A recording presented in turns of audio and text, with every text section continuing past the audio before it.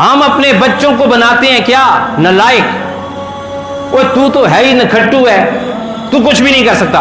एक बच्चे को जब कहते हैं तू कुछ भी नहीं कर सकता, तू नखट्टू है, तू जनाब ये है, तू वो है, वो बच्चा कभी भी कुछ भी नहीं कर सकता। बच्चों की हौसला अफजाई करनी चाहिए। यहां पर मुझे ये जो आप रोशनी का बल्ब है ना, आपकी रोशनी है, पता है किसने इजाद किया था? एडिसन। मुझे एडिसन की एक बात याद आ गई। एडिसन स्कूल में बड़ा नालायक था। ये बड़े बड़े लतीफ़े हैं। मैं एक दिन पढ़ रहा था, वो बत्तखों के अंडों पर भी बैठ गया, उसे उड़ने का शौक था। कभी आप पढ़िएगा उसे, तो मैं आज जो उसकी बात सुनाता हूँ, बड़ी ज़बरदस्त बात है, आपकी आंखों में आंसू आ जाएंगे। और मैं कल जिस वक्त पढ़ रहा था, आप यकीन करें कि मेरी आंखें नमनाक हो गई, मेरी आंखें नमनाक हो गई। एडिसन एक दफ़ा स्कूल में उसके टीचर ने उसे ख़त दिया कि अपनी अम्मी को देना। एडिसन घर गया बचपन में और ख़त जाके अम्मी को दिया, तो अम्मी ने ख़त खोला, वालिदा ने, तो ख़त देख के पढ़ के बड़ी परेशान हो गई और उसका चेहरा परेशानी से स्याह हो गया। तो एडिसन टिकटिकी बांध के माँ को देख रहा था। माँ ने देखा कि बच्चा मुझे देख रहा है, तो माँ ने ख़त ऊंची आवाज़ में पढ़ना शुरू किया, ऊंची आवाज़ में पढ़ना शुरू किया। तो उसने कहा कि, वो तो ख़त इंग्लिश में, मैं आपको उर्दू में सुना दूँ।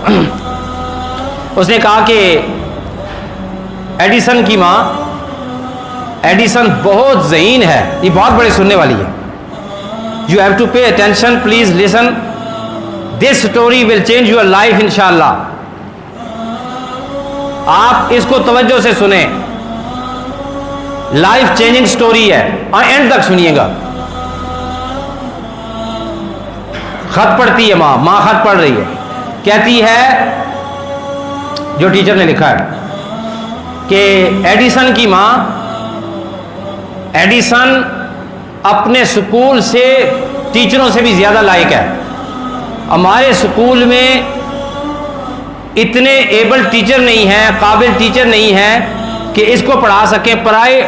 अब माँ उसकी खत पढ़ रही, और फिर एडिसन एक ऐसे मकाम तक पहुंच गया कि दुनिया उसे साइंसदान से पहचानने लगी। उसने बल्ब इजाद कर दिया। बल्ब 999 दफा की नाकामी के बाद फिर बल्ब आखिर उसने इजाद किया। और एक कल मैं किसी वेबसाइट पे पढ़ रहा था कि 993 इजादात हैं उसकी। जब एक आला मकाम तक पहुंच गया, वालिदा को वफात पाए हुए बड़ा अरसा हो गया, तो अलमारी से ना कुछ फाइलें निकाल रहा था, पुरानी चीज़ें पड़ी हुई थी। वो फाइलें निकालते निकालते ना वही जो ख़त था, जो वो ख़त लेकर अपनी अम्मी के पास आया था, तो अम्मी ने उसे ख़त पढ़ के सुनाया था। वो ख़त देखा तो वही तारीख, उसे वो ख़त के ऊपर उसने देखा ना लिफाफा, उसे याद आ गया वो पुराना ज़माना। उसने कहा ये अम्मी ने मेरा ख़त मुझे पढ़ के सुनाया था। तो वो ख़त जिस वक्त पढ़ा, खोलता है ख़त, तो ख़त में लिखा हुआ है कि एडिसन की माँ, आपका बच्चा बहुत नालायक है, आपके बच्चे को कुछ भी नहीं आता, हमने बड़ी मेहनत की है, ये बड़ा नालायक है और दुनिया का कोई टीचर भी इसे नहीं पढ़ा सकता, हम इसे स्कूल से निकाल रहे हैं और आइंदा स्कूल में दाखिल नहीं करेंगे।